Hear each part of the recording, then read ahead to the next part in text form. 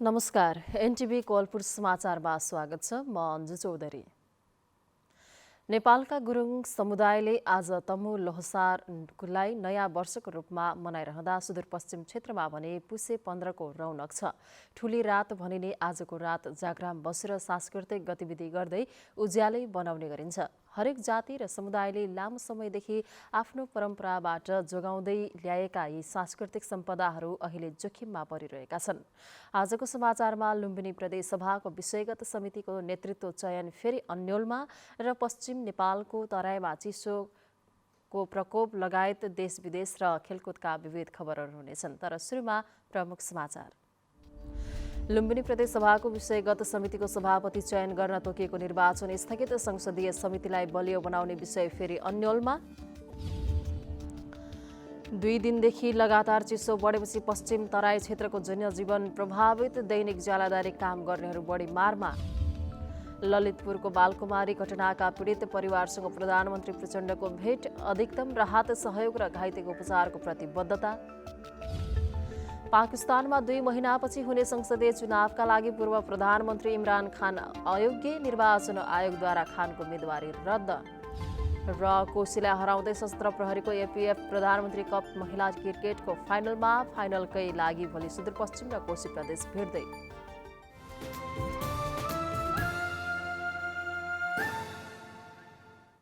समाचार अब विस्तारमा। लुम्बिनी प्रदेशसभा अन्तर्गतका विषयगत समितिको चुनाव स्थगित भएको छ। नेतृत्व चयनका लागि आगामी मंगलबार निर्वाचन हुने भने पनि प्रदेशसभाले आज सूचना जारी गर्दै निर्वाचन स्थगित भएको जानकारी दिएको छ। सभामुख तुलाराम घरतीको अध्यक्षतामा अघिल्लो सोमबारदाङको देउखुरीमा बसेको कार्यव्यवस्था परामर्श समितिको 8औं बैठकले पौष 16 गते विषयगत समितिको सभापतिको उम्मेदवारी दर्ता र 17 गते निर्वाचनको मिति तोकेको थियो। तर प्रदेशसभाले जारी गरेको सूचनामा सभामुखको निर्देशन अनुसार निर्वाचन स्थगित गरिएको उल्लेख छ।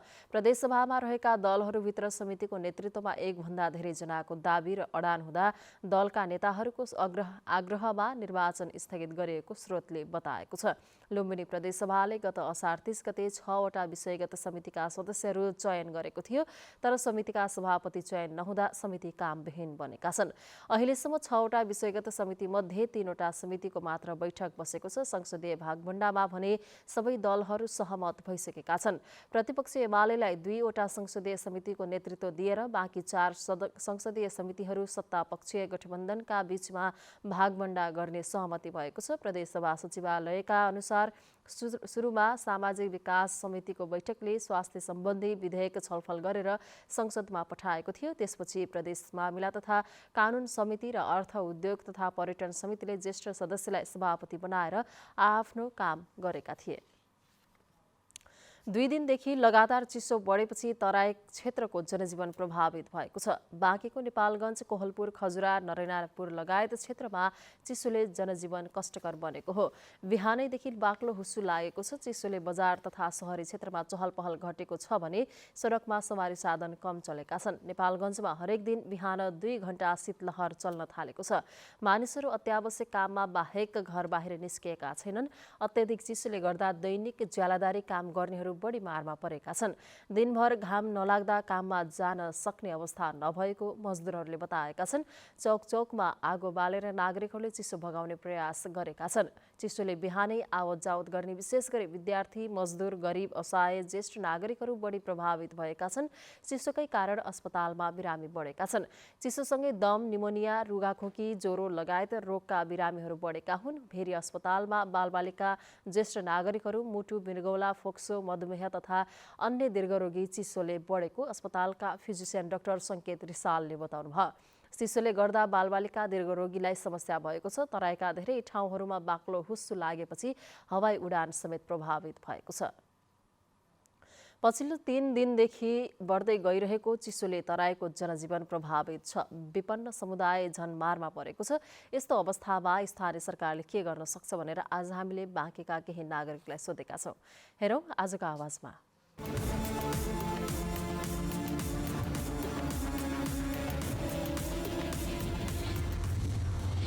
गरिब दुखीहरूलाई कम्बलहरू ओढ्ने ओछ्यानहरू दिन पर्यो। दाउरा टोलमा दाउरा दिन पर्यो, गरिब दुखीका बुढाबुढी छाडेर। न्यानो कपडाहरूको व्यवस्थापन गरिदिएकोमा धेरै राम्रो कुरा हुन्थ्यो भन्ने हाम्रो आशा छ। बिचबिचमा ल्याएर स्कुलहरूमा गएर ठाउँ पुर्याएर यदि गरिदिएकोमा अझै राम्रो हुन्थ्यो। मोहल्ले में लकड़ी ग्राहक चाहिए और टोल टोल में सबका जैसे गरीब दुखी जो है उनका कम्बल और सारे चीज़ की व्यवस्था करे चाहिए। हम लोग के मोहल्ले में कोई चीज़ की व्यवस्था नहीं है। अत्यन्तै चिसो छ। यो चिसोमा वार्डले दाउराको व्यवस्था गरिदिए पनि राम्रो हुन्थ्यो होला हैन। अब कतिपयलाई त कपडाको अभाव छ, 2-4वटा कम्बलहरू, जाडोको एक सेट कपडा दिए पनि अत्यन्तै राम्रो हुन्थ्यो होला। यस्तो अवस्थामा नेपालगञ्ज उपमहानगरपालिकाले अति गरिब, दलित, महिला, जनजाति, मधेसी मुस्लिमहरू जो अति गरिब छन्, सीमान्तकृत छन्, ती वर्गको लागि अत्याधिक चिसोले कठाङ्ग्रिएको अवस्थामा दाउरा उपलब्ध गराई सहयोग गरिदिन हार्दिक अनुरोध गर्दछु। ठाउँमा काठहरू दाउराको व्यवस्था गरिदिनु पर्यो र आगो बालिदिनु पर्यो। जो असहाय गरिब छन् उनलाई अलिकति कम्बल ब्ल्याङ्केटको व्यवस्था गरिदिनु पर्यो।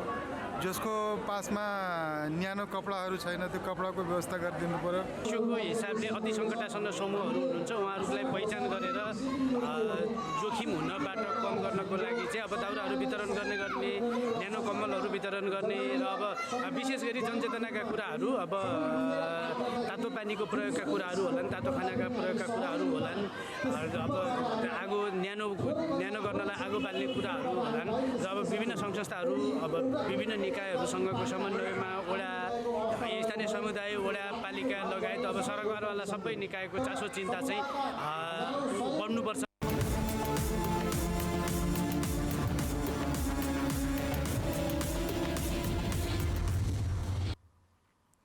दाङमा पर्यटनको राम्रो गन्तव्यको खोजी सुरु भएको छ। स्थानीय सरकारले राप्ती नदीको पानीलाई पर्यटनसँग जोड्न योजना बनाएका छन्। राप्ती नदीमा जलयात्रा गर्न सकिने सम्भाव्यता अध्ययनले देखाएको छ। दाङमा पर्यटनको राम्रो गन्तव्य राप्ती नदी बन्ने देखिएको छ। राप्ती नदीको पानीलाई आधार मानेर जलयात्राको सम्भावना देखिएको हो। साउन महिना बाहेक बाँकी 11 महिना जलयात्राको लागि सुरक्षित र उपयुक्त रहेको सम्भाव्यता अध्ययनले देखाएको छ। पूर्वमा हनुमानगढी मन्दिरदेखि पश्चिममा सिसोनिया महदेवा जोड्ने पुलसम्मको करिब 15 किलोमिटर क्षेत्रलाई हाल जलयात्राको दूरी कायम गरिएको छ। अब व्यावसायिक रूपमा र्याफ्टिङ मार्फत जलयात्रा गर्न सकिने सम्भाव्यता अध्ययनमा खटिनुभएका कर्णाली र्याफ्टिङ एन्ड एडभेन्चर प्रणालीका सञ्चालक देवराज जैसीले बताउनुभयो। साउनको महिना बाहेक त्यतिखेर फेल हुन्छ, त्यो बाहेक अरू 11 महिना चाहिँ राफ्टिङ राम्रोसँग चल्छ। गढवा गाउँपालिका र राप्ती गाउँपालिकाले संयुक्त रूपमा जलयात्राको सम्भाव्यता अध्ययन गरेका हुन्। नदी किनारका बस्ती तथा समुदायको जीविकोपार्जन बढाउने गरी योजना बनाउन पनि थालिएको छ। राप्ती नदीको पानीमा आश्रित समुदायलाई होमस्टेमा जोड्ने, ठाउँ-ठाउँमा पर्यटकलाई अडिन र भुल्नको लागि स्टेसन निर्माण गर्नुपर्ने लुम्बिनी प्रदेशसभा सदस्य इन्द्रजित थारूले बताउनुभयो। अहिले यो र्याफ्टिङ चाहिँ एउटा महत्त्वपूर्ण आयाम बन्न जान्छ भविष्यको लागि र अहिलेदेखि नै हामीले यसलाई सुरुवात गरेर जान सक्नुपर्छ। राप्ती नदीलाई अभिशापको रूपमा हेरिँदै आएको थियो। अब यसलाई वरदानको रूपमा हेर्ने गरी बृहत योजनाको आवश्यक रहेको, त्यसका लागि संयुक्त प्रयास थालिएको छ। लुम्बिनी प्रदेशको राजधानी स्थल समेत रहेकाले पनि आन्तरिक पर्यटकलाई आकर्षित गर्न सकिने देखिएको छ। राप्ती नदीको पानीलाई सदुपयोग गर्नको लागि, पर्यटनसँग जोड्नको लागि आज सम्भाव्यता अध्ययनको लागि र्याफ्टिङ गर्यो। यसलाई चाहिँ सम्भव देखियो। जलयात्रा गरेर हामीहरूले चाहिँ पर्यटकहरूलाई भित्री आउने चाहिँ कोसिसमा छ। पर्यटक रूपलाई अगाडि बढ्यो भने यहाँका स्थानीय वासीहरूलाई एउटा आय आर्जनको बाटो हुन्छ। जलयात्रालाई पर्यटनसँग जोड्दै नदी तटीय क्षेत्रमा पर्यटकहरूलाई आकर्षित गर्न होटेल, रेस्टुरेन्ट तथा होमस्टेको विकास गर्न जरुरी छ, जसबाट स्थानीय स्तरको आय स्तर वृद्धि हुने देखिन्छ। दशरथ घिमिरे, नेपाल टेलिभिजन, लुम्बिनी प्रदेश, दाङ। समाचारको क्रम जारी नै छ। अहिलेलाई एकैछिनको विश्राम।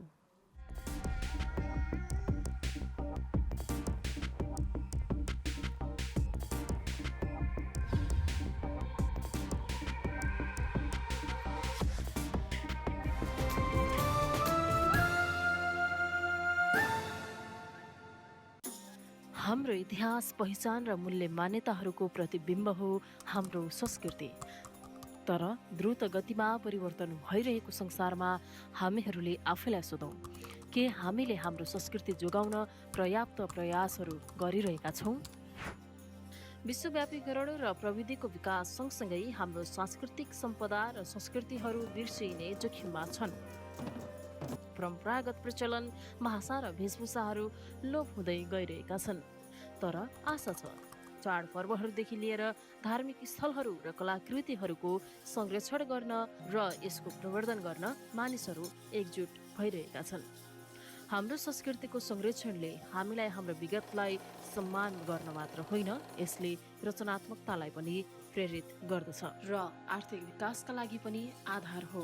हाम्रो सांस्कृतिक सम्पदा एक पुस्तादेखि अर्को पुस्तामा हस्तान्तरण हुने हुँदा यो हामी र हाम्रो प्रयासमा निर्भर छ। आओ आफ्नो पहिचान र संस्कृतिलाई संरक्षण गर्न एकजुट हौं।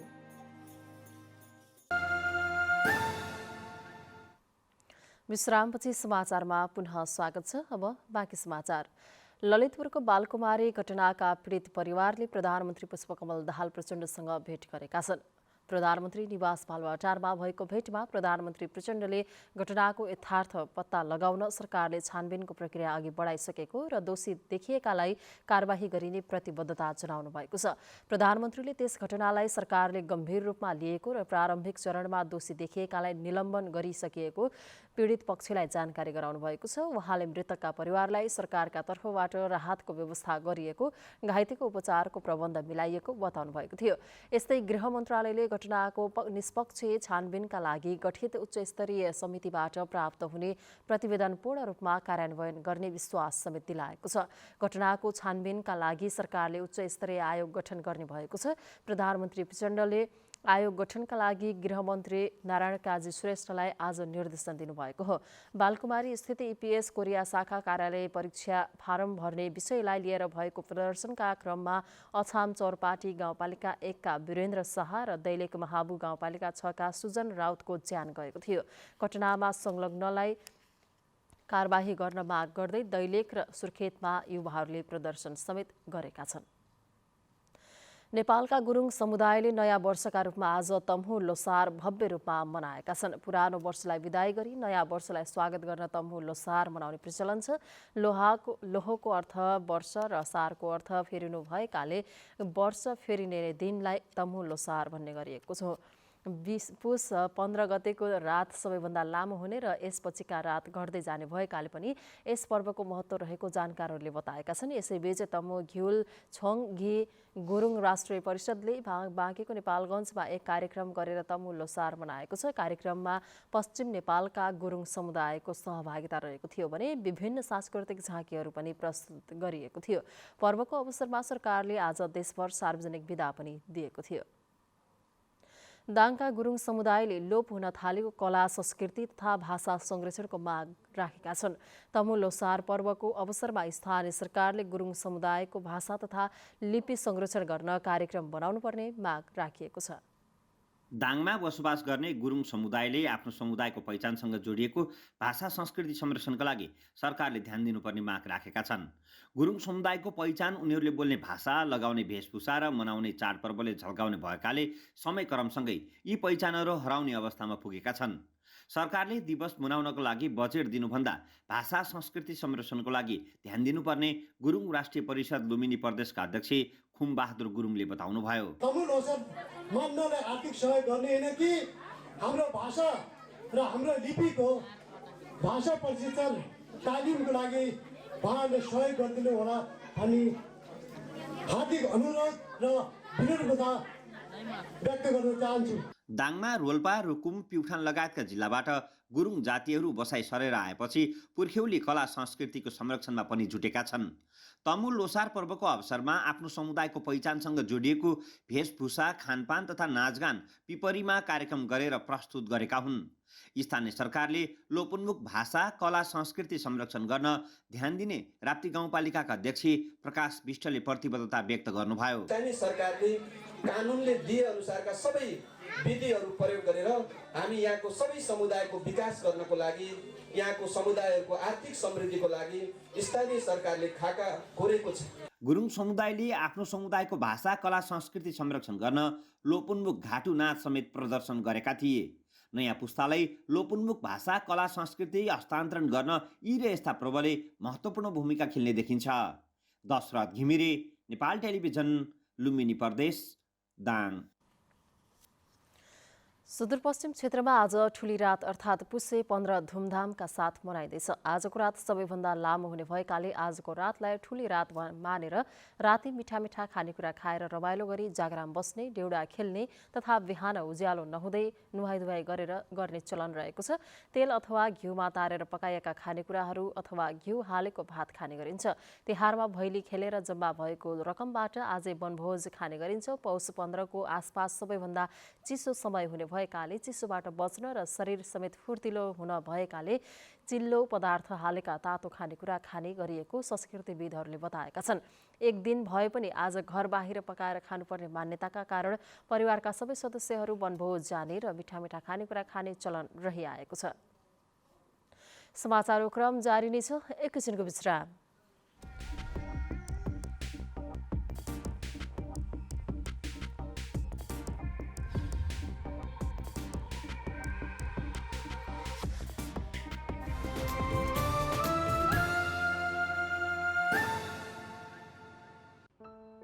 यो प्लास्टिक जन्य सामग्रीहरूको कथा हो। यो सानो कुरा हो। केही समयका लागि यसको प्रयोग गरिन्छ, त्यसपछि फ्याँकिन्छ।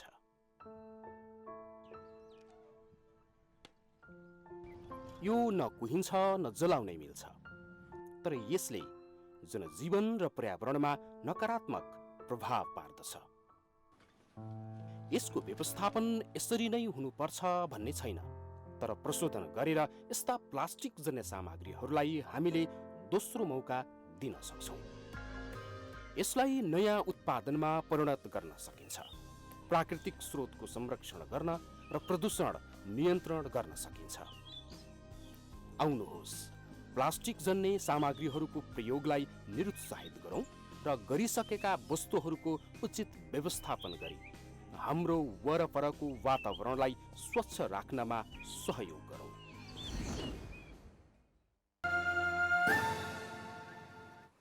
तपाईँ अहिले एनटिभी गोलपुर हेर्दै हुनुहुन्छ। अब बाँकी समाचार। कुनै समय पश्चिम नेपालको प्रमुख पर्यटकीय गन्तव्य पाल्पाको कमल पोखरी ताल संरक्षणको अभावमा अतिक्रमणको चपेटामा परेको छ। सिद्धार्थ राजमार्गको पाल्पा बुटवल सडक खण्डसँग जोडिएको ताल आन्तरिक तथा बाह्य पर्यटक भुल्ने प्रशस्तै सम्भावना भए पनि पूर्वाधार विकासको अभावमा कुरूप बन्दै गएको हो। सिद्धार्थ राजमार्गको पाल्पा बुटोल सडक खण्ड नजिकै पर्ने तालको स्तरोन्नति गरी पूर्वाधार विकास गर्न सरकारले चासो दिन सकेको छैन। लुम्बिनी मेडिकल कलेजले ढलसिँदै पोखरीमा मिसाउँदा ताल दुर्गन्धित बनेको छ भने प्राकृतिक रूपमा पाइने कमल फूल र माछा समेत हराउँदै गएका छन्। तालको संरक्षण गरी पहिले जस्तै गरी डुङ्गा सञ्चालन गर्न सरकारले पहल गर्नुपर्ने स्थानीयको माग छ। स्थानीय सरकार तानसेन नगरपालिकाले कमल पोखरी तालको संरक्षणमा व्यवस्था गर्दा ताल दिन प्रतिदिन कुरूप बन्दै गएको स्थानीयको भनाइ छ। अब अन्तर्राष्ट्रिय समाचार।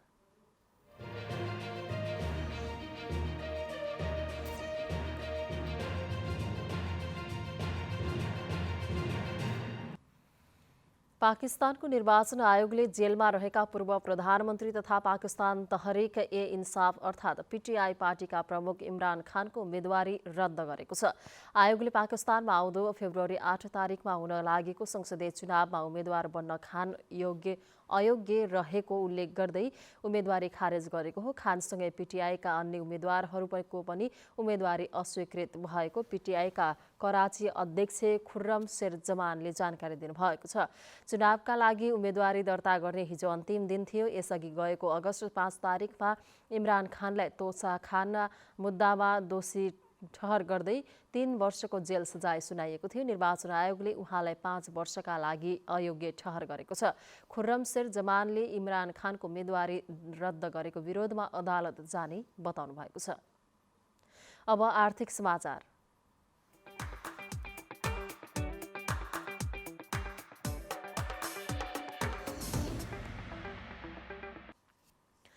सुदूरपश्चिममा माछा पालन व्यवसायतर्फ कृषकहरूको आकर्षण बढ्दै गएको छ। प्रदेशका करिब 200 भन्दा बढी प्राकृतिक तालतलैया र सयौं कृत्रिम पोखरीमा व्यावसायिक माछा पालन हुँदै आएको छ। सरकारी तथ्याङ्क अनुसार सुदूरपश्चिममा वार्षिक 10,000 मेट्रिक टन माछा उत्पादन हुँदै आएको छ। सुदूरपश्चिम प्रदेशको कैलाली र कञ्चनपुर जिल्ला माछा उत्पादनको प्रमुख केन्द्रका रूपमा विकसित हुँदै गएको मत्स्य विकास केन्द्र गेटा कैलालीका प्रमुख सूर्य शाहीले बताउनुभयो। सुदूरपश्चिममा उत्पादित माछाले 75% माग धानी रहेको बताउँदै उहाँले बाँकी 25% भारत तथा अन्य प्रदेशबाट आयात भइरहेको बताउनुभयो। सुदूरपश्चिममा माछाको खपत पनि बढ्दै गएको छ। एक व्यक्तिले वार्षिक शर्त 2.5 किलो माछा उपभोग गर्दै आएको केन्द्रको तथ्याङ्कले देखाएको छ। उत्पादनमा वृद्धिसँगै आउँदो 10 वर्षमा प्रति व्यक्तिलाई 10 केजी उपभोग गराउने लक्ष्य रहेको कार्यालय प्रमुख शाहीले बताउनुभयो। उहाँले आउँदो 10 वर्षभित्र 30,000 मेट्रिक टन उत्पादन पुर्याउने लक्ष्य रहेको जानकारी समेत दिनुभयो। अब खेलकुद समाचार।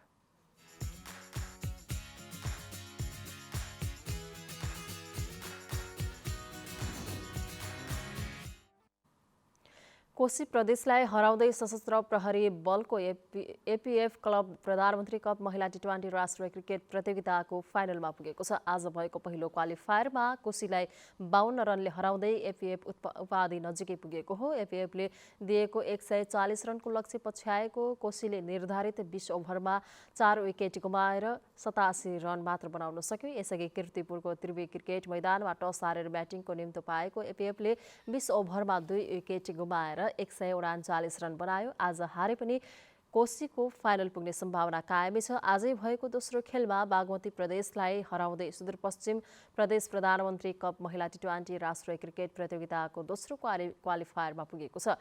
अब सुदूरपश्चिमले फाइनल प्रवेशका लागि भोलि कोशी प्रदेशसँग खेल्नेछ। फाइनल खेल आउँदो बुधबार हुनेछ। अब मौसम समाचार।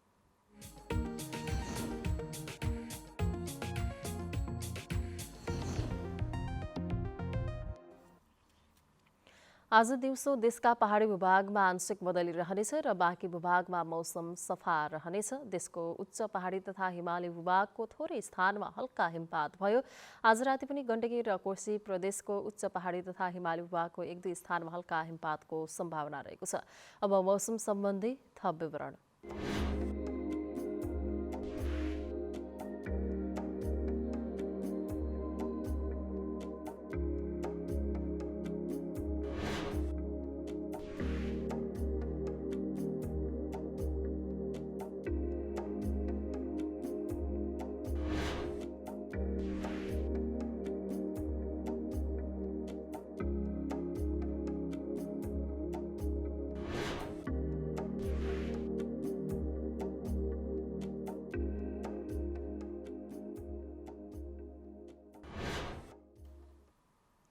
समाचारको अन्त्यमा प्रमुख समाचार पुनः एकपटक। लुम्बिनी प्रदेश सभाको विषयगत समितिको सभापति चयन गर्न तोकिएको निर्वाचन स्थगित। संसदीय समितिलाई बलियो बनाउने विषय फेरि अन्यलमा। 2 दिनदेखि लगातार चिसो बढेपछि पश्चिम तराई क्षेत्रको जनजीवन प्रभावित। दैनिक ज्यालादारी काम गर्नेहरू बढी मारमा। ललितपुरको बालकुमारी घटनाका पीडित परिवारसँग प्रधानमन्त्री प्रचण्डको भेट। अधिकतम राहत सहयोग र घाइतेको उपचारको प्रतिबद्धता। पाकिस्तानमा 2 महिनापछि हुने संसदीय चुनावका लागि पूर्व प्रधानमन्त्री इमरान खान अयोग्य। निर्वाचन आयोगद्वारा खानको उम्मेदवारी रद्द। र कोशीलाई हराउँदै सशस्त्र प्रहरीको एपीएफ प्रधानमन्त्री कप महिला क्रिकेटको फाइनलकै लागि भोलि सुदूरपश्चिम र कोशी प्रदेश भिड्दै।